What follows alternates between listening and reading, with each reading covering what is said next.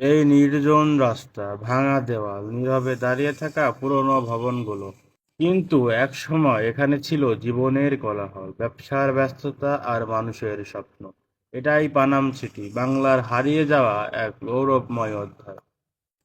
Panam city অবস্থিত সোনারগাঁয়ে, যা একসময় বাংলার অন্যতম গুরুত্বপূর্ণ রাজধানী ছিল। এই সোনারগাঁয়ে ঈসা খাঁ তার শাসনকেন্দ্র গড়ে তুলেছিলেন এবং সেখান থেকেই পরিচালিত হতো বাংলার একটি বড় অংশ।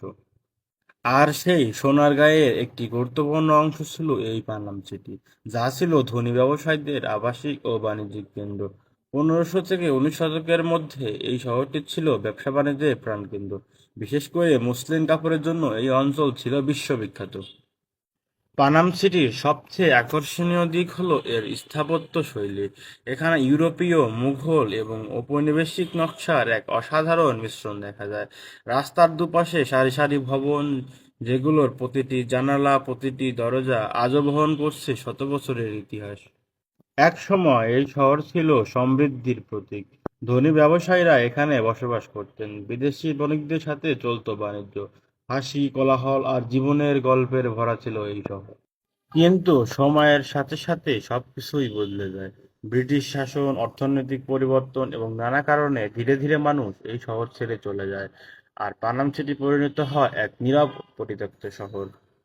আজ এই শহর নীরব, কিন্তু প্রতিটি দেওয়াল যেন কথা বলে, অতীতের গল্প, হারিয়ে যাওয়া মানুষের স্মৃতি।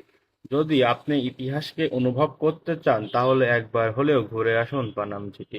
কারণ এখানে শুধু একটি শহর নয়, লুকিয়ে আছে বাংলার হারিয়ে যাওয়া এক গৌরবময় ইতিহাস। পানাম সিটির এই নীরবতার মাঝেও লুকিয়ে আছে অসংখ্য অজানা গল্প।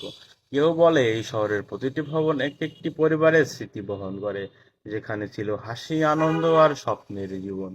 আর সেই ঘরগুলো খালি, কিন্তু দেয়ালগুলো এখনো যেন সেই অতীতের প্রতিধ্বনি শোনায়।